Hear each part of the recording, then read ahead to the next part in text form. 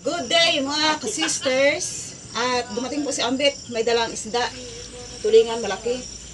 At siya po ay may kapartner kapag nanghuli ng tulingan. Ang tawag po doon ay labay. Kaya kailangan ay dalawa or may kapartner. So hatiin po ito ng dalawa para tig-isa sila nung kanyang kapartner. Ito po ay hindi ko na ipapakita pag nagayat-gayat or hatiin kasi hindi po, bawal po sa YouTube na ipapakita.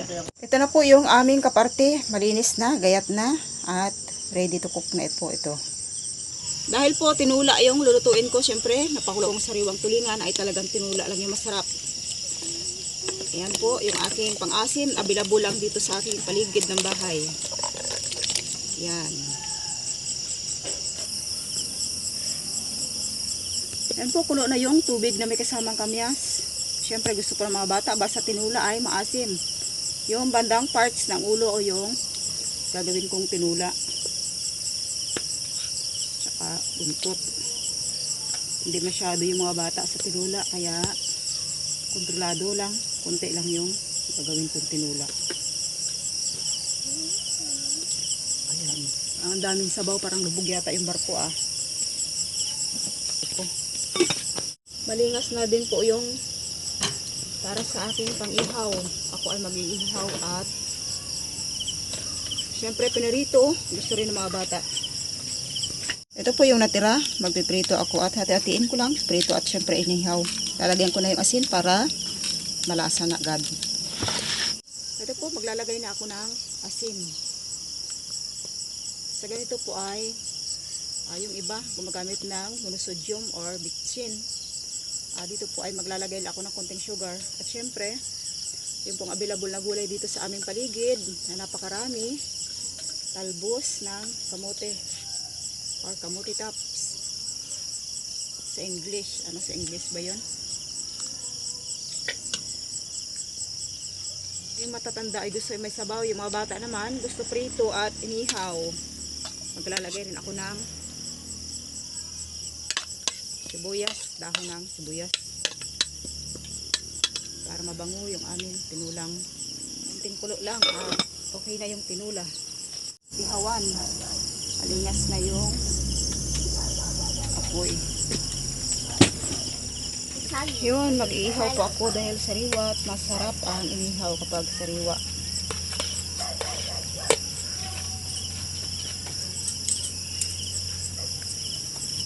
Meron po akong sabang hinog.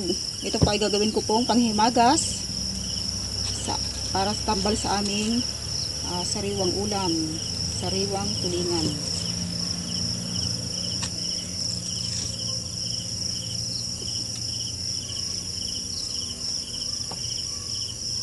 Titingnan ko yung inihaw kung luto na. Yun, yung kabilang parts ay luto na yung kabilang parte.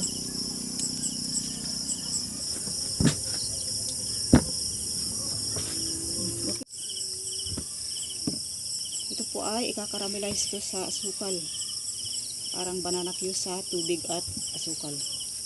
Okay. Ayun, luto na po yung isa. Medyo napalakas yata yung apoy ko ah. Bilis niyang maluto. Inabot sa alas 4 kay gutom doon. Ayun po, luto na.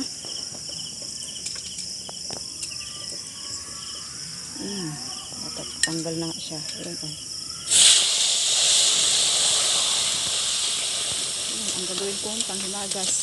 Dikit na yung asukal. Lalagyan ko po ng asukal. Minatamis na saging sa tubig at asukal. Yung aming panghimagas po. Kasi mga bata ay mahilig rin sa mga sweet. Ayun, luto na po. Ito yung aming tinula. Yung aming inihaw. May sausawan. At syempre yung aming panghimagas. Ayun po, tapos na akong mag-prepare ng aming pagkain sa hapunan. Gabi na po dito sa amin. May natira po ako mga ilang gayat. Syempre ang nanay po ay nag-iisip kumakain ngayon. Bukas iniisip na kinaumagahan ay iisipin na naman yung kakainin. Kaya nagtira po ako ng 4 na gayat doon. Kung bakit hinahanap niyo po marami kanina. So ito lang yung naluto ko. Kasi nagtira po ako ng para bukas. Ayun. Kakain na kami ni Mark. Okay. Oh, gusto ni Mark siya mag-pray. Lord, maraming salamat po sa pagkain, sa biyaya. Biyaya niyo po lahat nagsuporta kay nanay. Amen. Oh, amen. Shout Thank you, out po Lord. kay Ma'am Josephine Salvo. Salvo from Wait. Kuwait. Yan, Maraming salamat po. nagpapa-shout out siya kay Mark. Kain na. Kung ano yung gusto. Ako. Gusto mo na. Saka, Like, masipag daw ako.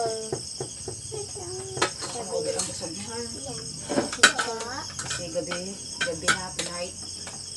Bawal ang over ang busog. Ay, nanay, daw gusto ko lang kumain ng ganyan. O, tayo din. Sabaw. Bigyan kita. Daw gusto ko lang ano na, hindi Sabi na ko, lang yung ay, sorry kanin. lang. Init? Nay, sabi, konti lang, nay. Konti lang. Bago itong sabaw. Ay, mamaya yung sabaw.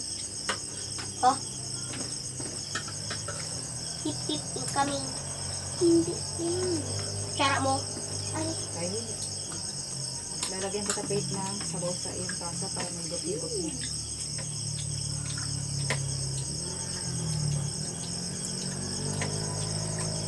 sabi nga. Pwede. Buhin mo lang. Magkain na. Medyo natang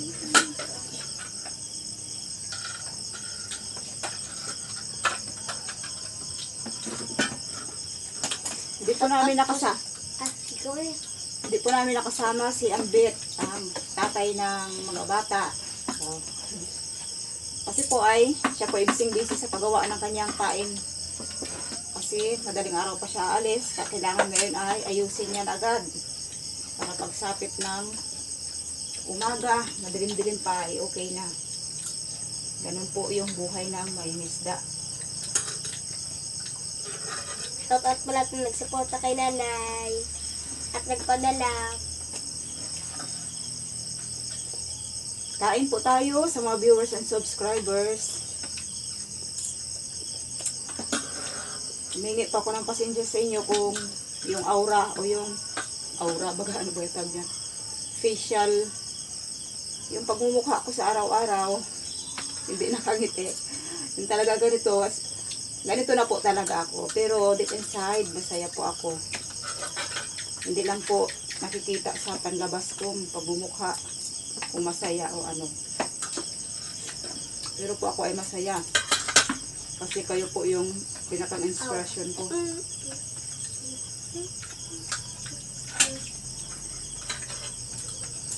Kain po tayo sa lahat-lahat dyan. Kain po tayo. Mamaya mo lang natin luluyo. Stop. yung sabaw.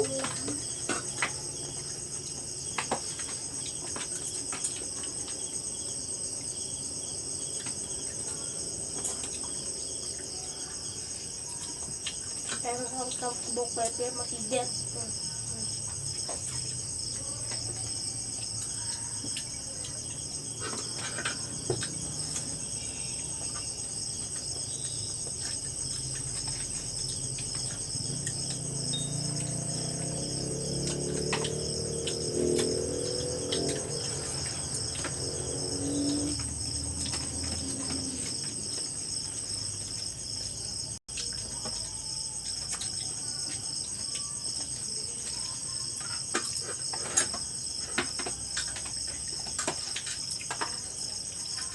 Kain po tayo. Kayong dalawa, magyaya naman kayong kumain. Kain po tayo. Kain po dyan.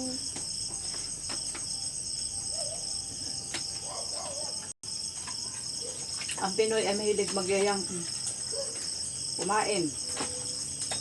Ang mga foreigner naman, hindi mahilig magyaya. Pero sila yung may maraming pagkain sa pagkainan. Pero po yung Pinoy, Akin lang po ito ha. Yung Pinoy, may magiya. Siguro pag kinainan, tapos tignan mo ang pagkain, sakto lang pala. Paano kaya kung bawat yaya ng Pinoy ay kainan? Ano pa kaya ang kakainin yung nasa bahay? Joke lang po. Naisip ko lang kasi. Ang Pinoy kasi may magiya-yaya talaga.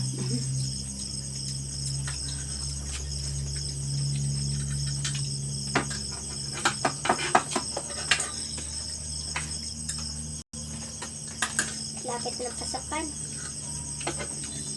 Malayo pa. January. Binigyan mo na naman ako ng plato na ito gel. I hate this.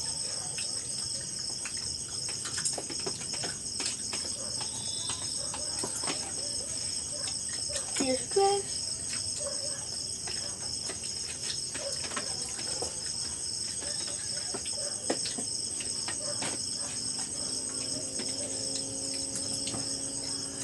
Ang buhok gel, laro si umata gel. Matambang sweet.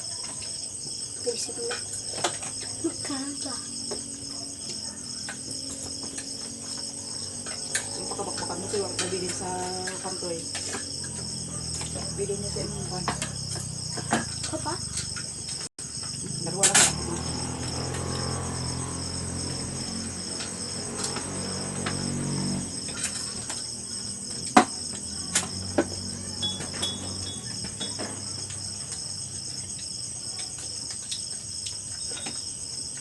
Taob na ang kanin. Kahit kami lang mag-ina ay taob na yung kanin.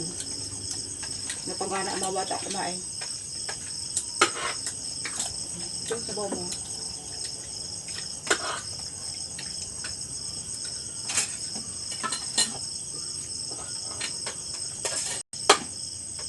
Pakuha ko na kananayin. Okay, ako.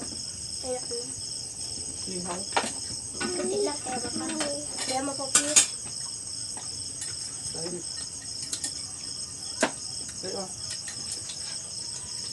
Salamat, Nay. Ang sabaw.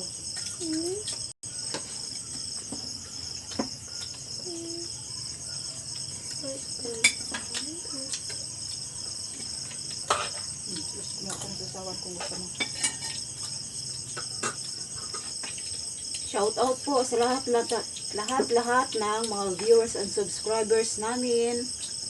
Advance Merry Christmas po sa inyo and Happy New Year.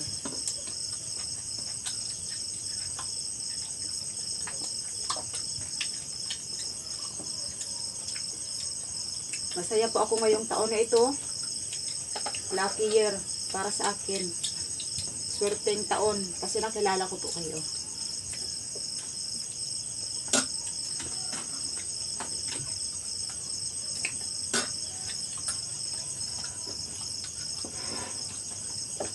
Thank you po sa inyong panonood at tuloy ang aming kainan. Advance Merry Christmas po sa inyong lahat.